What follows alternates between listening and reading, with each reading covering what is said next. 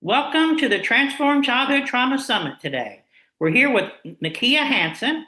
She's going to talk to us today about some sexual assault that she had. Also, she's experienced cancer, and now she's a trauma coach helping people that need to get help through that get help. How are you today, Nakia?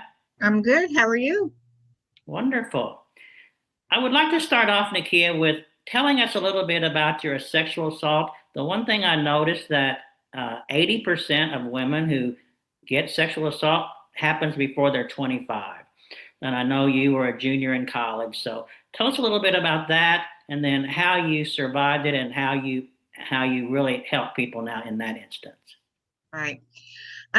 So I was a junior in college. I was dating a popular guy on campus. And so that happened. And after that happened, I did what most survivors do. We want to forget it. We just want to move on.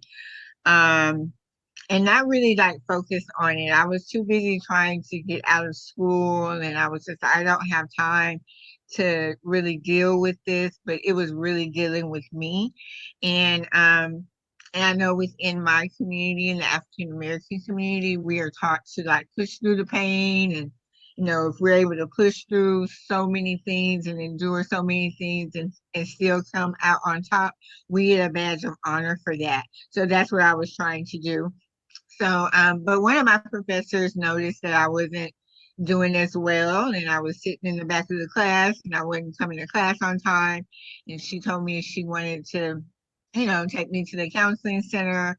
I went to that counseling center maybe two times, and then I never did return.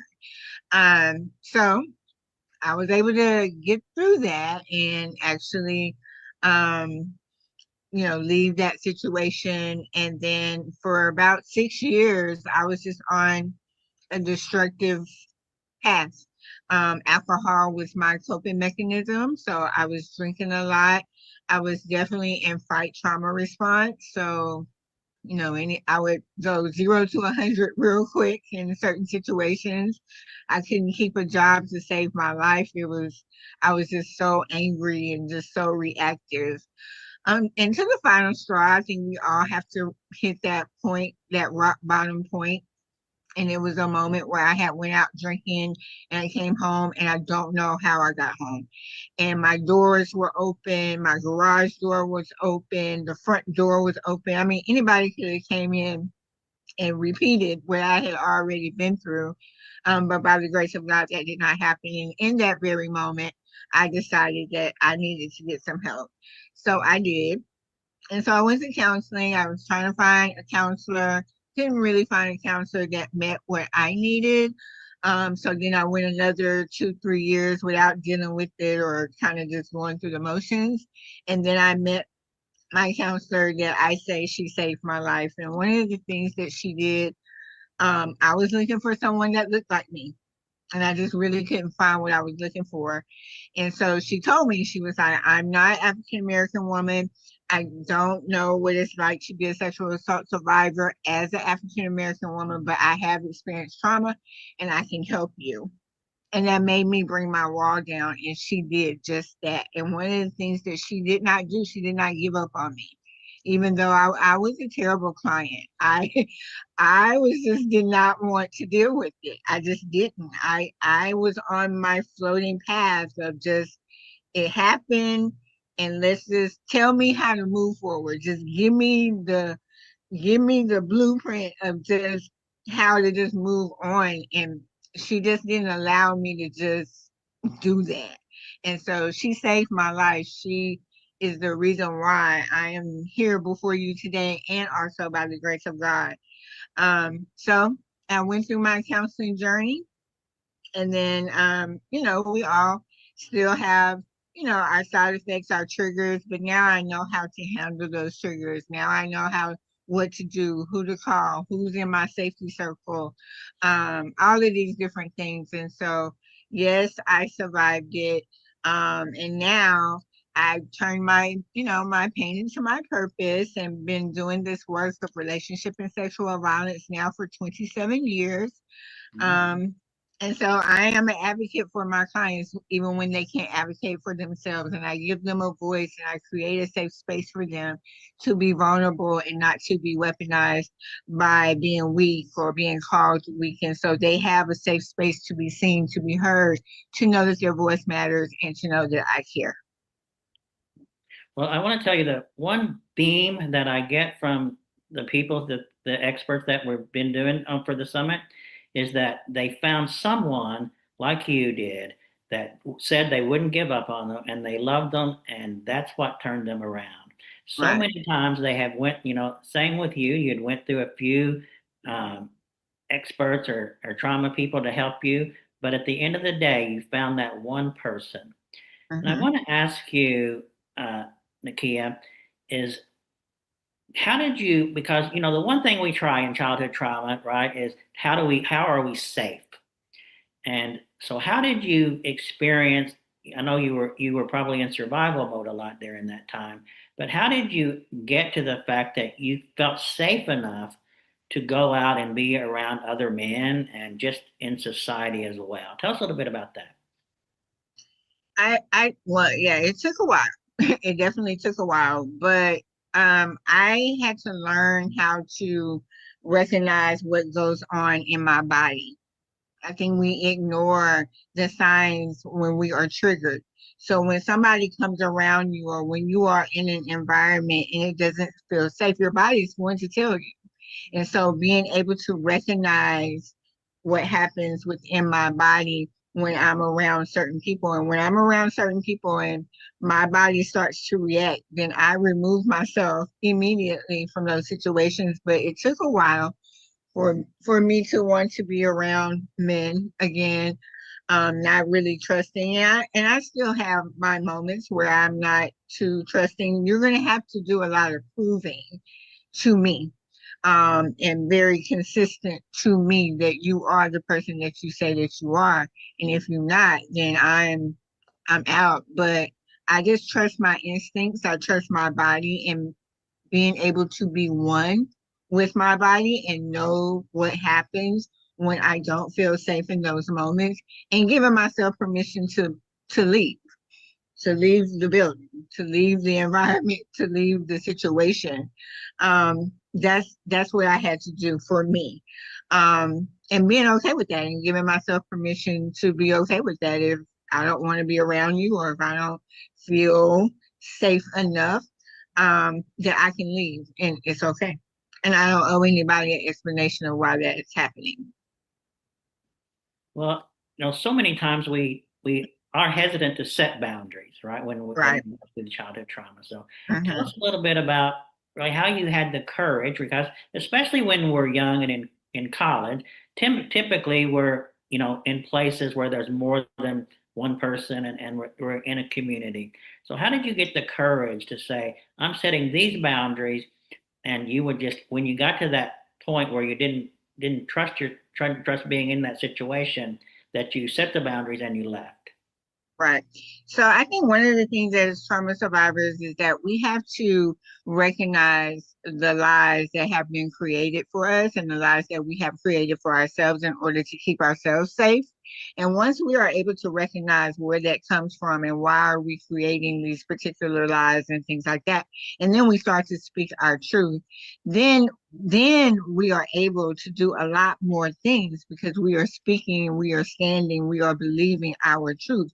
But when we're in the midst of survival mode, we are held bondage by a lie or something that somebody has created about us, and we hold on to that, or we have created something that justifies our unhealthy behaviors, or why we're not setting boundaries, or why we are people pleasing, or why we are doing all the things that we are doing to justify why we are doing those things. So once I identified all of that and I started to speak my truth, then it was about me. It wasn't about anybody else. It was about me. What is best for me? And I'm not setting a boundary for you. I'm setting a boundary for me. What is best for me? And if I don't set this boundary, then what is it going to cost me? Not you, but me. because you're benefiting off of whatever it is that I'm doing for you or with you or whatever. And it has nothing to do with me. And then I'm the person that's hurting for it or feeling emotionally depleted or whatever. So I have to focus on me. What is it that I'm holding on to, or what is it that I'm creating for myself where I cannot keep or create a boundary for me?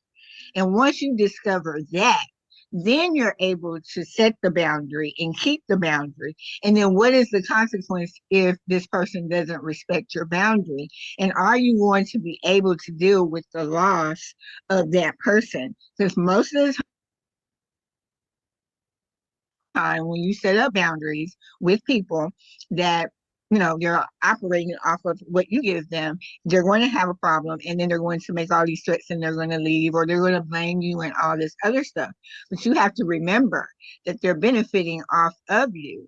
But once you start setting that boundary and you know that it is for you and you alone, so you can be the best version of yourself, then it's easy to create the boundary and then keep the boundary. Right. Because I know, I still have trouble setting boundaries, and I know it's a concern for a lot of people that have Oh, well, experienced. you know what? You need to get my book. Yeah. What is the book? What is the book's name?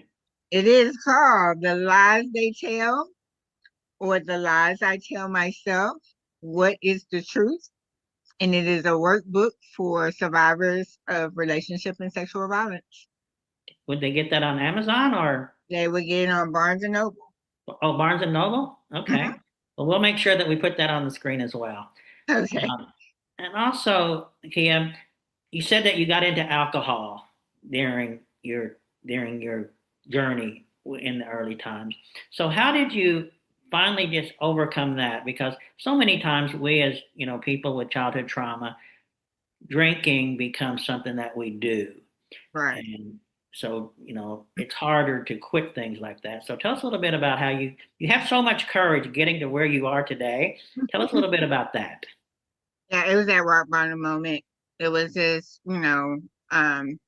that one time that I didn't realize. I talked about it earlier, how I didn't know how I got home, and how that I was putting myself in jeopardy. And my counselor, she was able to show those things to me, and how it was relating to certain things from my past, and how I was using that as a coping mechanism. But once I come off of my drunkenness, then I still got the same issue. I still have the same problems. So recognizing that that is not healthy for me, and I'm just putting myself in a riskier situation to possibly have this sexual assault to happen again and again and again. And so I think when we're trying to heal alone and we don't have that support system around us, do you have a safety circle? Do you even know what that is? Do you have somebody that can hold you accountable for what you are doing to yourself, and you are going to listen to that person because you trust them, but actually just knowing that it's not doing you any good? It's just not. And so for me, I just was tired.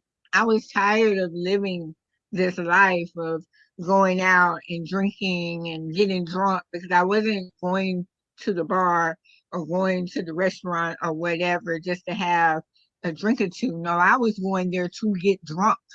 But then why am I doing that to myself? Because I don't want to feel the pain. I don't want to relive what happened to me and what I experienced after my sexual assault, because my rapist ended up being my narcissist. So not only was I sexually assaulted, I experienced narcissistic abuse when nobody was even talking about narcissism. So having to just deal with all of that, I did not want to deal. But what I did not realize is that I didn't want to deal, but it was dealing with me in every area of my life. And I just got tired. I didn't want to live like that anymore. I wanted to be happy. I wanted to have peace. And the way that I was living my life, I did not have any of those things. So I just made up in my mind that I just did not want to live like that no more. And I did not want my sexual assault and my experience to take over my life. I was in my mid 20s, almost 30 years old, and I'm still going down this destructive path. I did not want that for myself. Well, you said something there that kind of interesting is that I knew that your rapist was your boyfriend, but I didn't know that he was also a narcissist. Now I mean, I'm kind of into that because I've attracted one recently, and I just got through it. Actually, we had an interview yesterday with how do you tell if anyone is a narcissist. So I'm going to be assuming, Nakia, that there was some personal attacks and stuff during that time. Tell us a little bit about that. Okay, well, I was a psychology major, so I knew about narcissism very well. So when those things were happening to me, I recognized it very, very well. And so the whole manipulation, the hot and the cold, you know, thing, leaving me and then going to his supply and all the thing narcissism brings to a relationship. I recognized it very much so, and just didn't know how to get out of it. It was like a whirlwind, and I always say that narcissism is the abuse of your mind because you feel like you're losing your mind when you are in those type of situations. And so, yeah, that was that was interesting. It was definitely interesting. And it was during a time that nobody wasn't talking about it. Everybody's talking about it now. Everybody is a narcissist now. But in back in the 90s, no one was talking about that. Everybody was labeling it as emotional abuse. And it is. But it's a different type of abuse. And so when you are in a relationship where you feel like you are losing your mind on a daily basis, not all day you feel like you are losing your everlasting mind because of your interaction with this person and you're so confused about what is this like, and you have nobody, and at that time I had nobody to talk to really about it. I mean, yeah, it was in our class, in our psychology class, but nobody was really talking about being with a narcissist and what that even looks like. So yeah, that was interesting. It was definitely an interesting time when you did not have a support system to actually talk to somebody about. And even now, even though we have all this information and people are all on TikTok and Instagram and Facebook talking about narcissism, even with my clients, they still feel alone because if you have not been through any of that, you are really not going to understand what it is like. Right. You're not, because people do not get it. They do not understand it. And they definitely don't understand emotional abuse or psychological abuse because you can't see it. Those wounds are on the inside. And it takes a long time for someone to recover from emotional abuse and narcissistic abuse, and especially if you are co-parenting with one, because you can't escape it. You're going to have to somehow communicate with that person about the kids, and it's just terrible because our court systems are not equipped to handle those particular situations. And I know I went off on a tangent because most of my clients are survivors of narcissistic abuse. Well, the one thing that I realize is when somebody goes out to destroy you, Oh you yeah. don't you It's don't understand how mean they can become. Oh, yes. And When they're people, very intentional.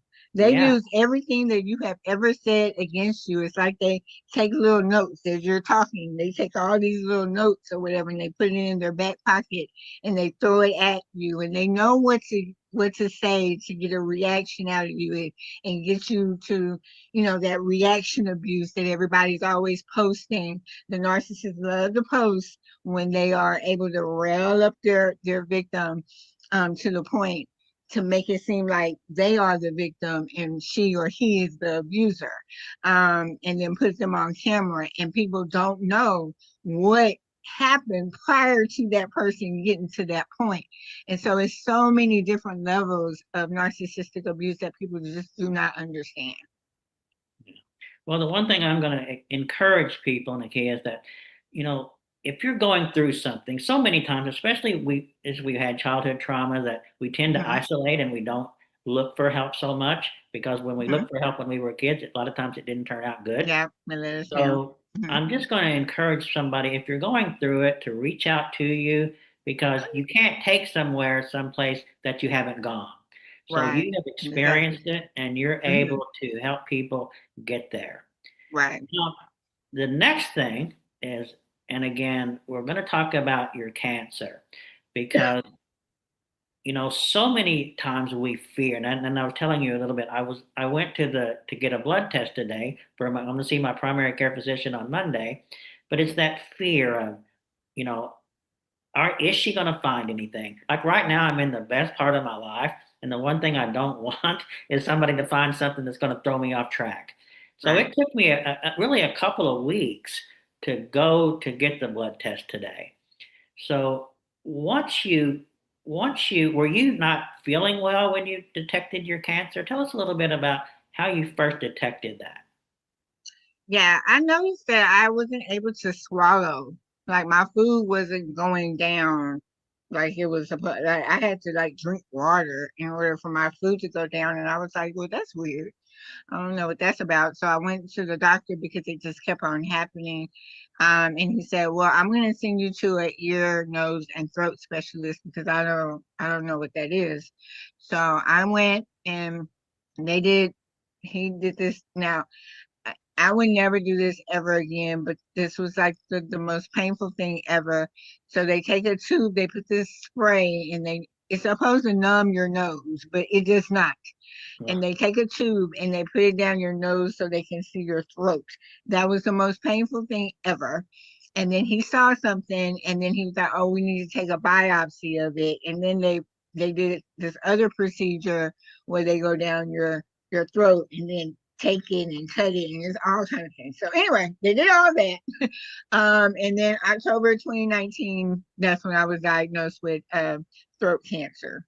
And the funny thing is that I did not have any of the symptoms of that particular cancer. And I tell people all the time that, yeah, I didn't have any of the things that was related to throat cancer because God had to sit me down because I was living my best life. I was. I was doing all great things. I was traveling. I celebrated my birthday the entire month. But I was overly exhausting myself at work and just doing and going and doing this and doing that. People had access to me that should not have had access to me, like friendships and situationships. And so, you hear those little whispers. You need to slow down. You need to sit down. You need to get some sleep. You need to let this person go. You need to let that person go.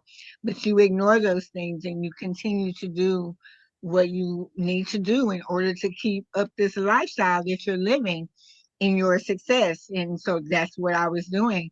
So God was like, "Okay, I'm going to sit you down." And He did in the form of cancer.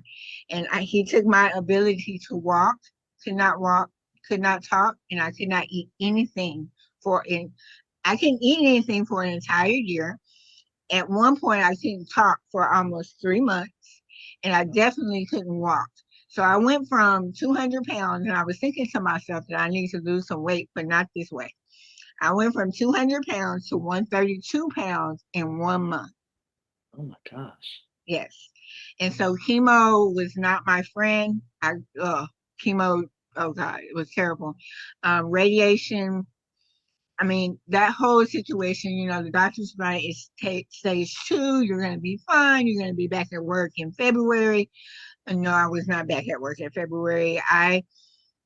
It was this it was a terrible experience. I have permanent nerve damage now, that affects everything in my body. So yes, I am healed from cancer, 6 years in, but I still have the after effects of cancer.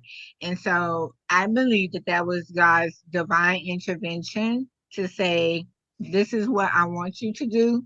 These are the people that you need to let go, and these are the things that you need to do going forward because you wasn't listening to me. So I had to strip you of everything, in order for you to listen to what I was telling you."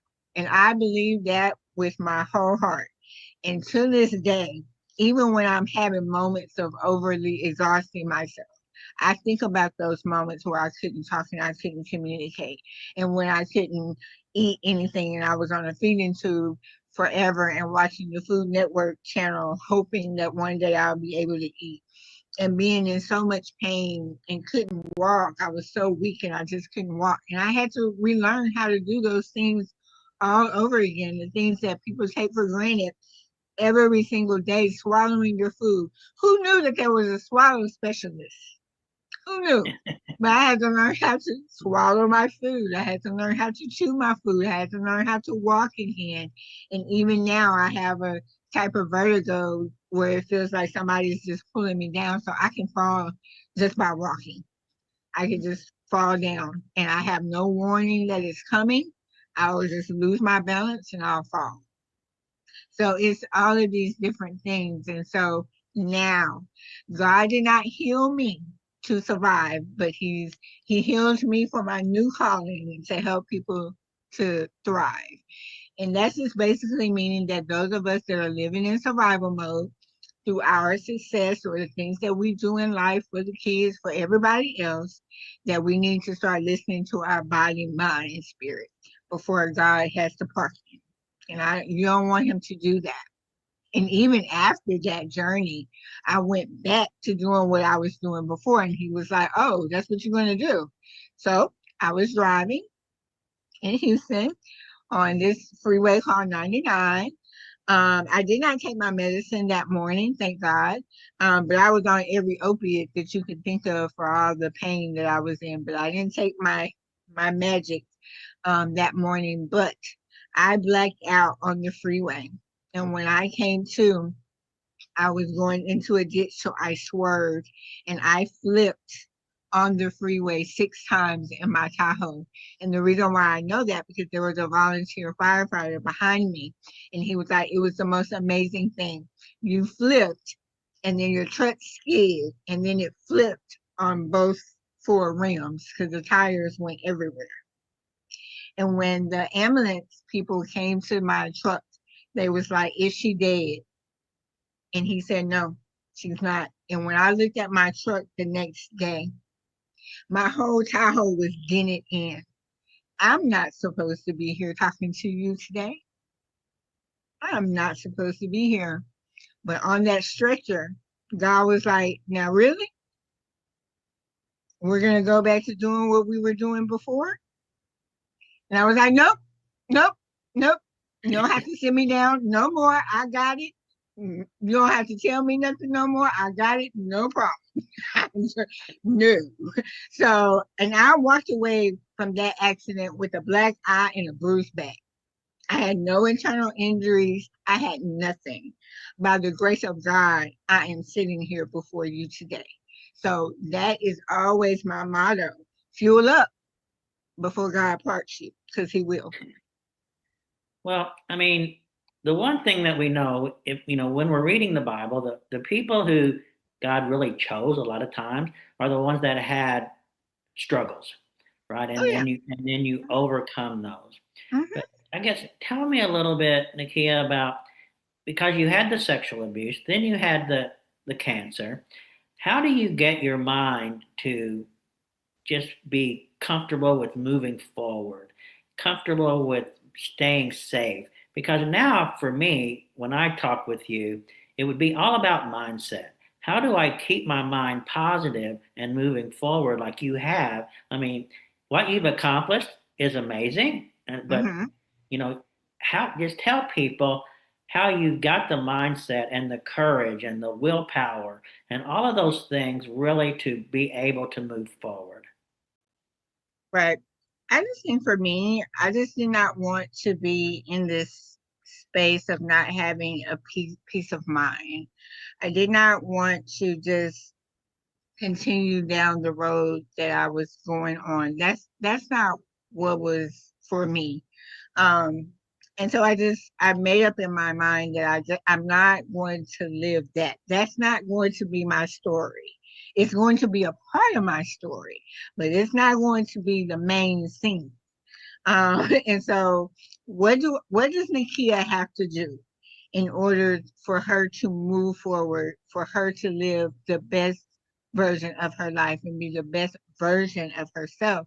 And especially when I became a mother. When I became a mother, that was a wrap because I did not want my daughter to see me living in survival mode. I did not want her, but she ended up seeing me living in survival mode, and she ended up seeing me battle the hardest fight ever, and that was through cancer. But I was able to redirect that and show her that no, that's not the way to live.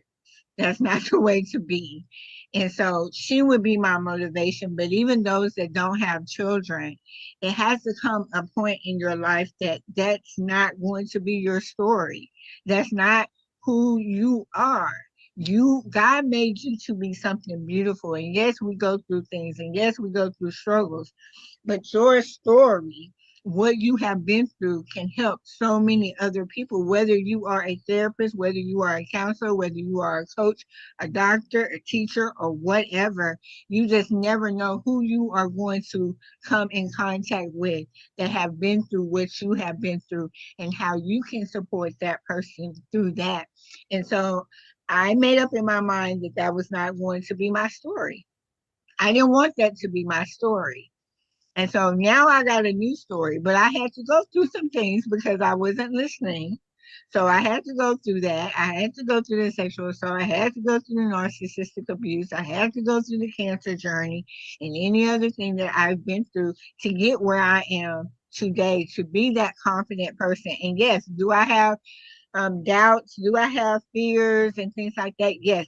But you know what? I know what to do with those fears when they come up.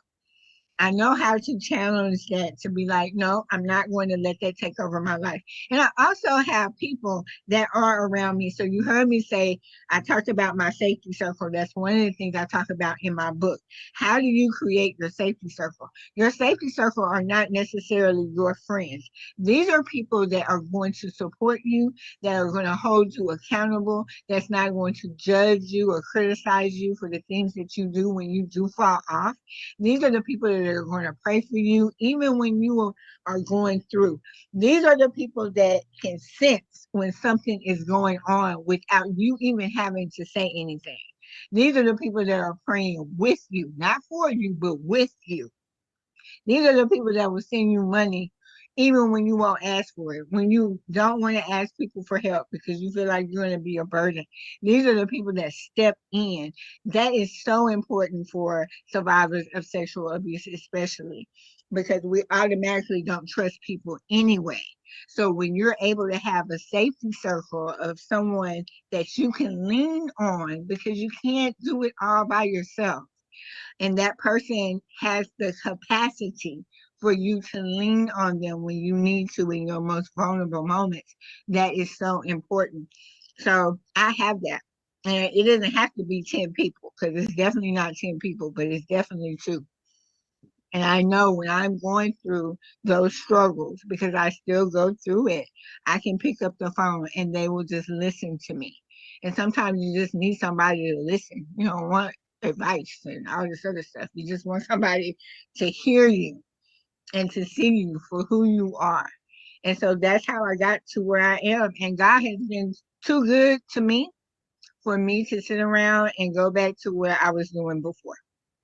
So Well, I mean, your faith is amazing. And I think that, I believe that you have to trust in God and you have to trust in the universe, something that is above you in order to get to where you're going. But the one thing I just want to hear a little bit about is your mindset. Is did you read a lot? How did you get the faith and the mindset to keep going to do what you're doing today?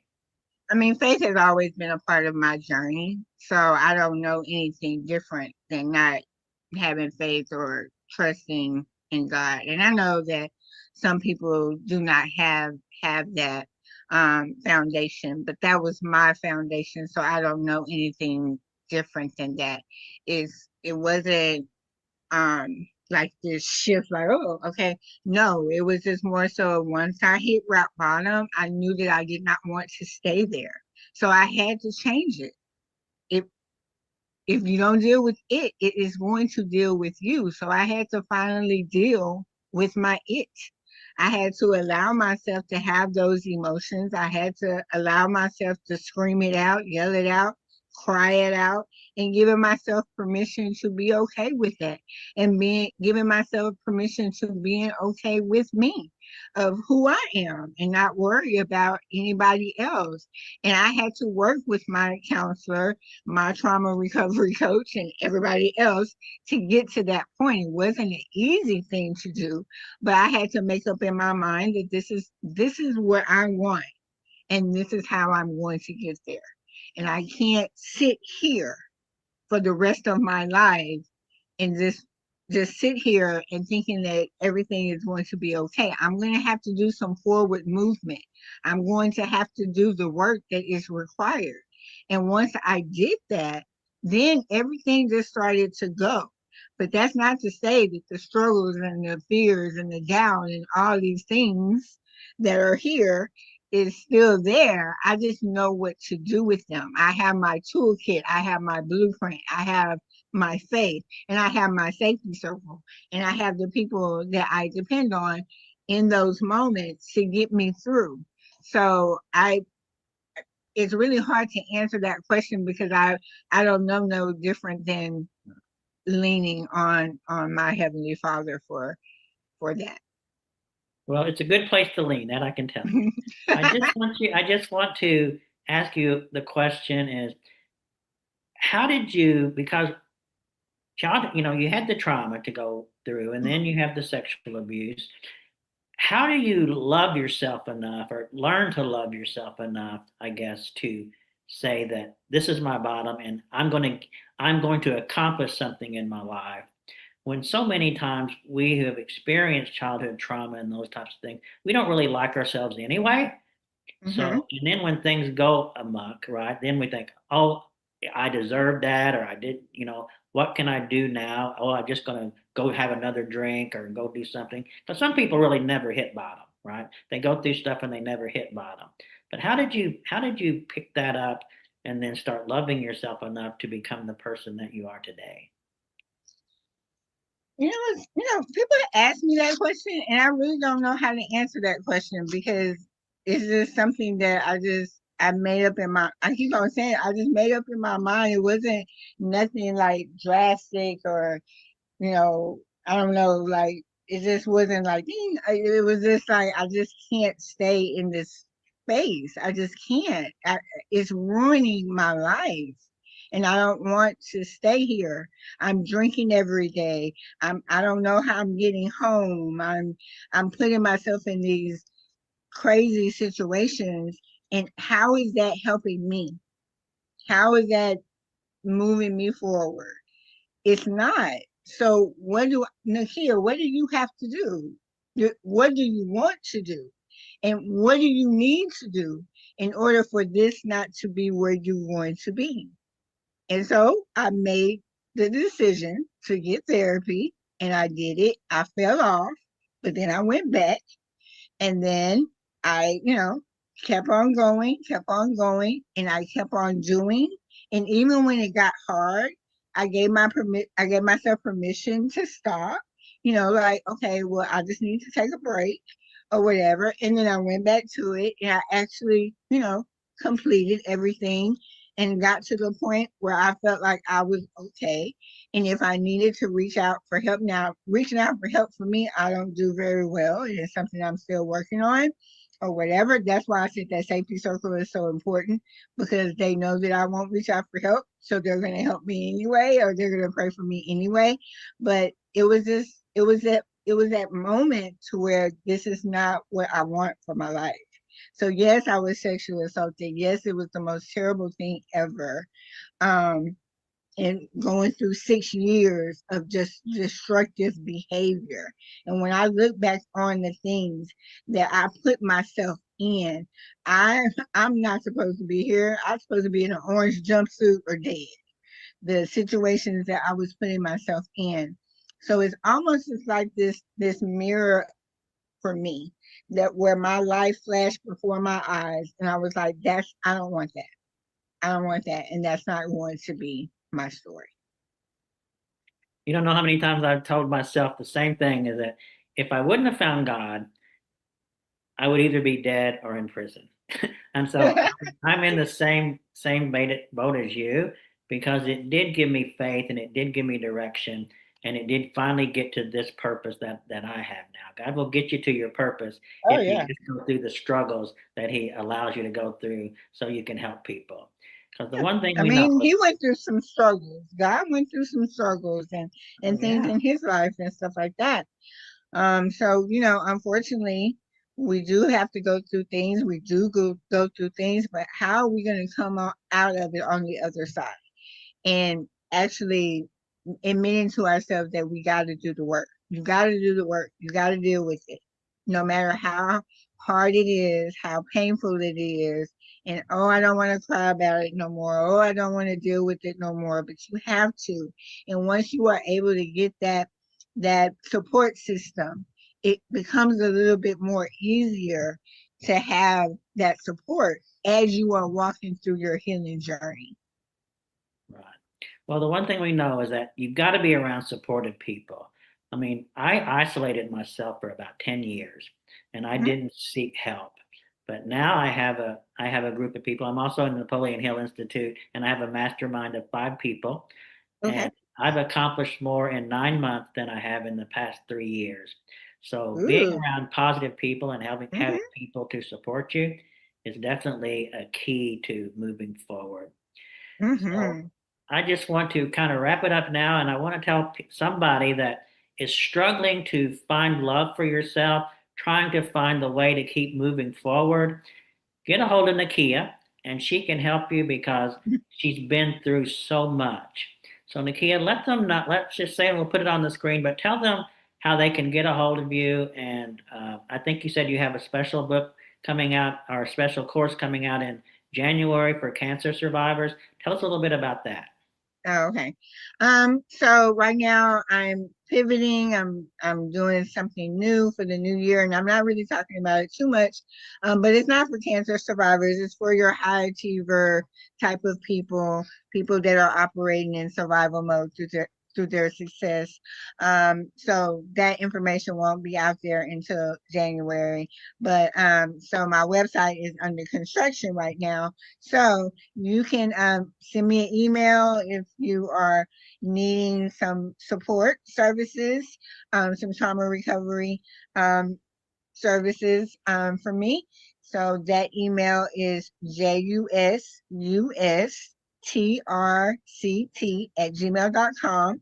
Um, Also, you can follow me on Instagram. I'm doing a social media detox right now, so I will not be returning until January. That has been interesting, but it's actually been a really good thing. So anyway, but Instagram, it is just Kia.